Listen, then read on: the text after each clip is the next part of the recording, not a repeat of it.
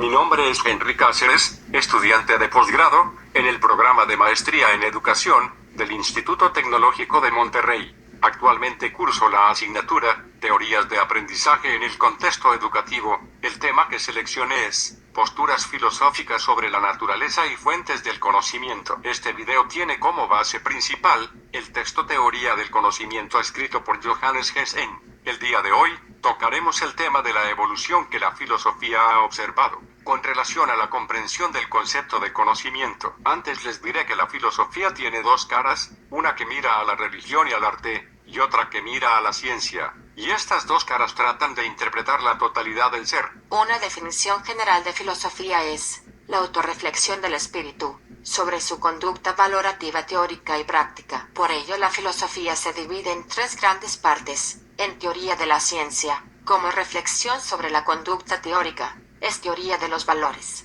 como reflexión sobre la conducta práctica del espíritu. Es concepción del universo, como reflexión del espíritu sobre sí mismo. En la teoría de la ciencia, la filosofía se divide en formal y material, llamadas lógica y teoría del conocimiento respectivamente. La lógica es la teoría del pensamiento correcto, mientras que la teoría del conocimiento es la teoría del pensamiento verdadero. Pasemos ahora a estudiar el conocimiento como tal.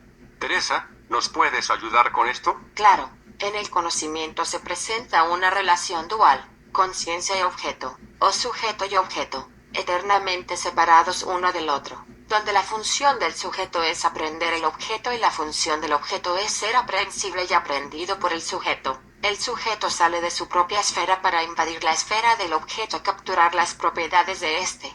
El sujeto cambia como consecuencia del conocimiento, surgiendo en él una representación que contiene estas propiedades, llamada imagen del objeto. Entonces, ¿cómo puede definirse el conocimiento? Puede definirse como una determinación del objeto por el sujeto. El objeto ocupa un rol de predominio sobre el sujeto. El objeto es el determinante y el sujeto es el determinado. Lo que se determina no es el objeto sino su imagen, que es objetiva pues tiene los rasgos del objeto, pero es distinta de este. Esta imagen resulta ser la herramienta, por medio de la cual la conciencia cognoscente aprehende su objeto. Ahora tomemos el concepto de verdad.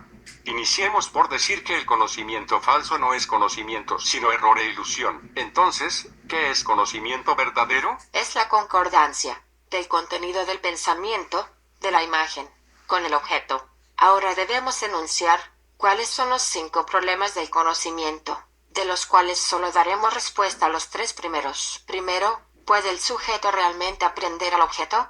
Esta pregunta cuestiona la posibilidad del conocimiento humano. Segundo, ¿es la razón o la experiencia la fuente del conocimiento humano?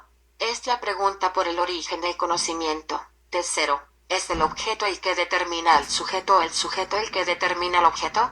Esta pregunta por la esencia del conocimiento humano. Cuarto, ¿existen otras formas de aprender adicionales a la racional? Se pregunta por las formas del conocimiento humano. Y quinto, se refiere al criterio de la verdad. ¿Cuál es el criterio que nos dice si un conocimiento es o no verdadero? Pedro, ¿qué nos puedes indicar sobre la posibilidad del conocimiento? Esta pregunta es abordada desde diferentes ángulos. Para el dogmatismo, por ejemplo, da por cierta la posibilidad y la realidad de la relación entre el sujeto y el objeto. El dogmático no ve que el conocimiento es una relación entre el sujeto y el objeto. Cree que los objetos del conocimiento no son dados absolutamente, sin la función intermedia del conocimiento.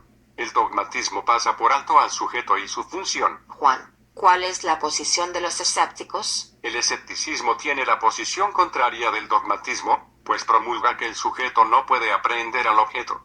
Es por ello que el conocimiento, en el sentido de la aprehensión real del objeto, es imposible. Por esto no debemos pronunciar ningún juicio, sino que debemos abstenernos totalmente de juzgar. El escepticismo, por ende, no ve al objeto, su visión ve exclusivamente al sujeto. No hay conocimiento, no hay verdad. Daniel, ¿cuál es la argumentación del subjetivismo y del relativismo? Ellos creen que existe una verdad pero que es limitada, pues no hay verdad universalmente válida. El subjetivismo limita la validez de la verdad al sujeto que conoce y juzga. Ningún juicio es válido más allá del género humano. El relativismo pregona lo mismo, pues cree que toda verdad es relativa. El relativismo resalta la dependencia de todo conocimiento humano a los factores externos. Por ello considera la influencia del lugar y el tiempo, y los determinantes de la cultura. En tanto, el subjetivismo hace depender el conocimiento humano del sujeto cognoscente. Los dos postulados resultan ser escépticos, pues también ellos niegan la verdad, atacando su validez universal. ¿El criticismo qué opina al respecto?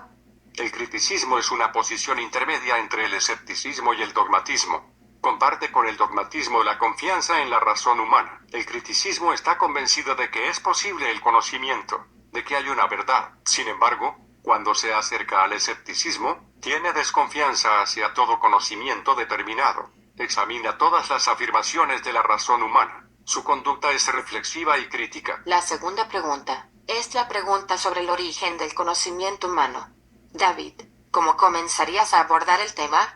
Comenzaré reconociendo que el mérito del racionalismo consiste en haber visto y subrayado con energía la significación del factor racional en el conocimiento humano, pero es exclusivista al hacer del pensamiento la fuente única o propia del conocimiento, lo que armoniza con su idea del conocimiento, según el cual todo verdadero conocimiento posee necesidad lógica y validez universal. Daniel, ¿el empirismo tiene alguna posición al respecto? El empirismo aporta el haber señalado con energía la importancia de la experiencia frente al desdén del racionalismo por este factor del conocimiento, pero el empirismo reemplaza un extremo por otro, haciendo de la experiencia la única fuente del conocimiento. ¿Hay otras posiciones de pensamiento al respecto de esta pregunta? ¿Qué opinas, José? Otra posición al respecto de la pregunta sobre el origen del conocimiento es el intelectualismo. Como el racionalismo y el empirismo son antagónicos, el intelectualismo trata de mediar entre ambos, mientras el racionalismo considera el pensamiento como la fuente y la base del conocimiento, y el empirismo la experiencia. El intelectualismo es de opinión que ambos factores tienen parte en la producción del conocimiento. La experiencia y el pensamiento forman conjuntamente la base del conocimiento humano. Otro aporte sobre el origen del conocimiento humano es el del apriorismo, que es el segundo intento por mediar entre el racionalismo y el empirismo. También considera que el conocimiento tiene como sus fuentes a la experiencia y a la razón. El intelectualismo se basa en el empirismo. Todos los conceptos proceden, según él, de la experiencia. El apriorismo rechaza del modo más resuelto semejante afirmación. El factor a priori no procede, según él, de la experiencia, sino del pensamiento, de la razón. Con respecto a la tercera pregunta, sobre la esencia del conocimiento, iniciamos comentando que el verdadero problema reside en la relación del sujeto con el objeto. Se trata entonces de dar respuesta a las preguntas: ¿cuál es el factor determinante en el conocimiento humano? ¿Tiene este su centro de gravedad en el sujeto o en el objeto? Para los objetivistas el objeto es algo dado, terminado, acabado, que se presenta al sujeto cognoscente. Por ello, el objeto es el que prima en la relación cognoscitiva. El subjetivismo, por el contrario, funda el conocimiento humano en el sujeto. Por ello coloca el mundo de las ideas y los principios del conocimiento en el sujeto. La verdad está fundada en la conciencia del sujeto, debido a que todos los objetos son producto del pensamiento. El realismo sostiene que existen cosas reales y que además son independientes de la conciencia. Las cualidades de las cosas surgen en la conciencia, causadas por procesos objetivos. El idealismo sostiene que no hay cosas reales independientes de la conciencia, pues las cosas no son más que contenido de la conciencia. Tan pronto como dejan de ser percibidas por nosotros, dejan también de existir. No poseen un ser independiente de nuestra conciencia.